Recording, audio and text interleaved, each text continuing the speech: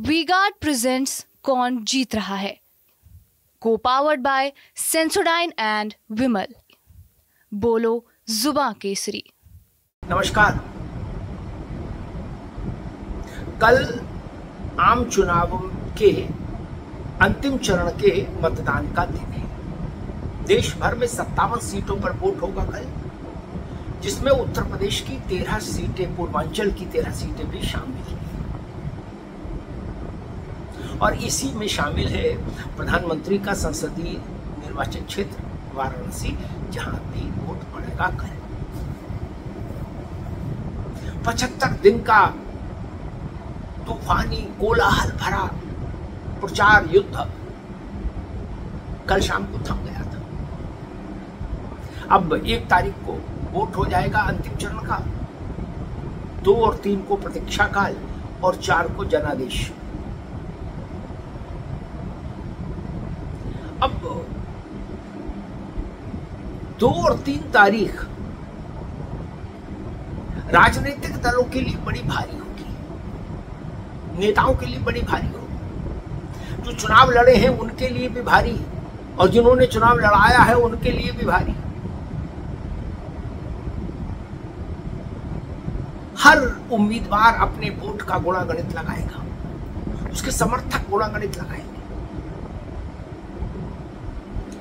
2 तारीख और 3 तारीख सबसे ज्यादा तनाव भरी होगी राजनीतिक बिरादरी के लिए। नेताओं को अपने भविष्य की चिंता सबसे ज्यादा उन्हीं 48 घंटे में सताएगी। 4 को तो परिणाम आ ही जाएगा। परिणाम से ज्यादा व्यग्रता होती है परिणाम के प्रतीक्षा काल में, और चुनाव का मसला हो तो ये व्यग्रता, ये एंजाइटी और ज्यादा बढ़ जाती है। एंजाइटी लेवल चरम पर पहुंच जाता है। अब सवाल उठ रहा है कि क्या नरेंद्र मोदी तीसरी बार भारत के प्रधानमंत्री पद की शपथ लेने जा रहे हैं? भाजपा, संघ परिवार, एनडीए में शामिल दल, उनसे बात करिए तो स्वाभाविक तौर पर उनका दावा है कि तीसरी बार शपथ में कहीं कोई संशय नहीं, बस जनादेश की घोषणा होना भर बाकी है। शपथ की तारीख भी तय हो गई है, ऐसा बताया जा रहा है। चर्चा इस बात पर चल रही है कि शपथ में आमंत्रितों की सूची कैसी हो, तमाम चीजें आगे की।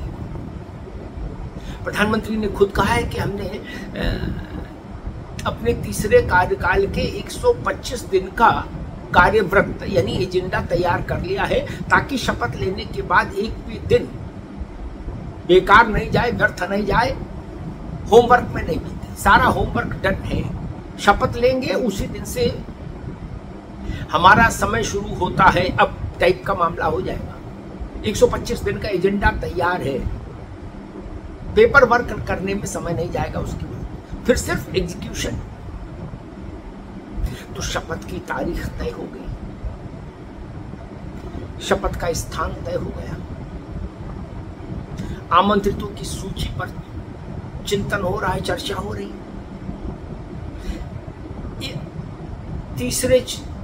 अपनी तीसरी सरकार या अपनी सरकार के तीसरे कार्यकाल में क्या करना है, कैसे करना है, आरंभ के 125 दिनों में, 125 दिनों में इसका पूरा एजेंडा ब्लैक एंड व्हाइट में तैयार, हार्ड कॉपी भी, सॉफ्ट कॉपी भी। अब इतनी तैयारियां और इतना आत्मविश्वास और इतना पुख्ता दावा, आप देश में इस वक्त विमर्श यही चल रहा है कि सीटें कितनी आएंगी एनडीए की। 300 आएंगी, 330 आएंगी, 340 आएंगी, 350 आएंगी, 380 आएंगी, 400 पार जाएंगे, नहीं जाएंगे। लेकिन ऐसा कहने वाले बहुत रेयर आपको मिलेंगे जो कहे कि नहीं, सरकार मोदी की नहीं बन रही। और शायद यही चीज नरेंद्र मोदी को आत्मविश्वास दे रही है कि उन्होंने अपने तीसरे टर्म के लिए अपना एजेंडा 125 दिनों का तय कर लिया। आप दूसरी तरफ आइए, 57 सीटों पर कल वोट हो जाएगा, भागदौड़ खत्म, चुनाव लड़ाने की मशक्कत खत्म। फिर इंडिया गठबंधन क्या चिंतन करेगा? दावा उसने भी ठोक दिया है। कांग्रेस पार्टी कह रही है कि अगर इंडिया गठबंधन को बहुमत मिला तो हम 48 घंटे के भीतर प्रधानमंत्री पद का चेहरा देश के सामने रख देंगे। 48 घंटे यानी 2 दिन के भीतर प्रधानमंत्री पद को लेकर कहीं कोई संशय नहीं, वो कह रहे। इंडिया गठबंधन कांग्रेस कह रही है कि हमको कंफर्टेबल मेजॉरिटी मिलेगी, डिसाइसिव मैंडेट मिलेगा, यानी आरामदायक बहुमत और निर्णायक बहुमत। सामान्य बहुमत 273 पर हो जाता है, 72 पर हो, सरकार बन जाती है। लेकिन डिसाइसिव मैंडेट इसके आगे की चीज है, वो फिर 300 के बाद से शुरू ही होता है। तो इसका मतलब कांग्रेस ये दावा कर रही है कि हम 300 के पार जा रहे हैं। कांग्रेस के इस दावे के पीछे क्या है? क्या सिर्फ 4 जून तक अपने समर्थकों का मनोबल बनाए रखने की कोशिश है, कवायद है? या भारतीय जनता पार्टी एक तरफा मनोवैज्ञानिक बढ़त न ले ले जनता के बीच में, इसके लिए एक नंबर अपना भी होना चाहिए बाजार में, वो कोशिश है? इस सब के बीच में प्रधानमंत्री ने ये कह के और सनसनी फैला दी है कि 4 जून के बाद 6 महीने की जो अवधि होगी उसमें देश में एक बड़ा भारी राजनीतिक भूचाल आएगा, बड़ा भारी राजनीतिक भूचाल। अब ये राजनीतिक भूचाल क्या होगा? अब इसकी व्याख्या हो रही है बंद कमरों में भी और खुले चौराहों पर भी। बंद कमरे में विपक्षी दलों के नेता चिंतन कर रहे हैं, चिंता के साथ चिंतन कर रहे हैं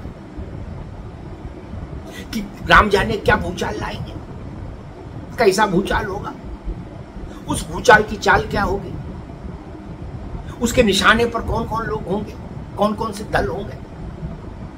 और चौराहों पर भी चर्चा है कि मोदी क्या करने वाले हैं, किस तरह का भूचाल होगा। केजरीवाल जी कह चुके हैं मंचों से कि तीसरी बार नरेंद्र मोदी की सरकार आई तो बचेगा कोई नहीं। हम तो 2 तारीख को तिहाड़ जा ही रहे हैं, लेकिन स्टालिन से लेके ममता से लेके तेजस्वी से लेके अभिषेक बनर्जी तक बचेंगे कोई नहीं, जेल सब जाएंगे, उद्धव ठाकरे से लेके और सब। क्या ये राजनीति इस राजनीतिक भूचाल की ओर मोदी जी का इशारा है? तो अटकलें लाख है, लाख। बस एक चीज पर मोटे तौर पर एक स्वर सुनाई दे रहा है देश में कि भारतीय जनता पार्टी के नेतृत्व में एनडीए तीसरी बार सरकार बनाने की ओर अग्रसर है। बाकी तो हर चीज पर अटकल है और उन अटकलों को और ज्यादा गति दे दी है प्रधानमंत्री ने कि 6 महीने के भीतर एक बड़ा राजनीतिक भूचाल देश देखेगा। अब देश को भी प्रतीक्षा है, विपक्षी दलों को भी प्रतीक्षा है। विपक्षी दलों को इस चिंता के साथ प्रतीक्षा है कि राम जाने हमारे ऊपर क्या बीते, और देश को इस बात की प्रतीक्षा कौतूहल के साथ है। कौतूहल क्या रे, देखिए क्या होता है, कैसा तूफान आता है, कैसा भूचाल आता है। तो अब समय शुरू हो रहा है अंतिम चरण के मतदान की ओर जाते हुए। चुनावी प्रक्रिया के बाद प्रतीक्षा काल का और उसके बाद राज तिलक, और राज तिलक के बाद 125 दिनों का एजेंडा, और उसके साथ ही साथ बड़े राजनीतिक भूचाल का इंतजार। वी-गार्ड प्रेजेंट्स कौन जीत रहा है, को पावर्ड बाय सेंसोडाइन एंड विमल। बोलो जुबां केसरी।